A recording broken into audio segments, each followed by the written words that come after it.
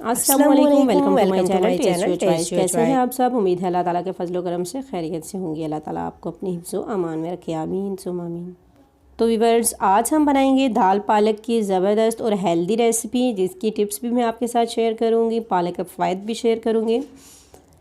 तो चले आए हम इस ज़बरदस्त सी रेसिपी को बनाना स्टार्ट करते हैं। सबसे पहले मैंने ऑयल तकरीबन 3 टेबल स्पून लिया और इसमें ज़ीरा लेके कुछ देर के लिए हम फ्राई करेंगे। कुछ सेकंड फ्राई होने के बाद हम इसमें एक मीडियम साइज़ का बारीक कटा हुआ प्याज ऐड कर देंगे। प्याज को हम गोल्डन होने तक फ्राई करेंगे। तो व्यूअर्स, पालक अल्लाह की तरफ से एक ऐसा तोहफ़ा है हमारे लिए जो कि हर सीज़न में मौजूद होता है। पालक में बहुत से विटामिन पाए जाते हैं, विटामिन की मकदार ज़्यादा होती है जो कि हमारी दिमाग और हड्डियों के लिए बहुत ज़रूरी होती है।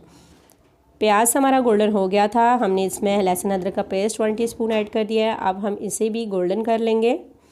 जब ये गोल्डन हो जाए तो हम इसमें स्पाइसेस ऐड कर देंगे। स्पाइसेस में हमारे पास है हल्दी 1/2 टीस्पून, रेड चिली पाउडर है 1 टीस्पून, खुश्क धनिया पाउडर है 1 टीस्पून और इसके साथ ही हम इसमें ऐड कर देंगे 2 बारीक कटे हुए टमाटर है हमारे पास। अच्छे से हिला लेंगे। टमाटरों को सॉफ्ट होने के लिए हम इसको कवर करके कुक कर लेंगे। तकरीबन 2 से 3 मिनट में टमाटर हमारे सॉफ्ट हो चुके हैं। अब हम इसे ऐसे चम्मच की मदद से मैश करेंगे तो टमाटर हमारे मैश हो जाएंगे और बहुत अच्छा सा मसाला बनकर तैयार हो जाएगा। तो मसाला अच्छे से कुक होने के बाद अब हम इसमें ऐड कर लेंगे दाल चना। 1 कप दाल है जिसे मैंने तकरीबन आधा घंटा पहले पानी में भिगो दिया था। आप देख सकते हैं कि पानी में भिगोने की वजह से दाल सॉफ्ट हो चुकी है। यहाँ पर एक बात का ख़ास ख्याल रहे कि मसाले में हमने डायरेक्ट दाल ऐड नहीं करनी, कुछ पानी भी ऐड करना है जिसमें दाल हमारी गल जाए। अगर मसाले में ऐड करेंगे तो दाल सख्त हो जाएगी।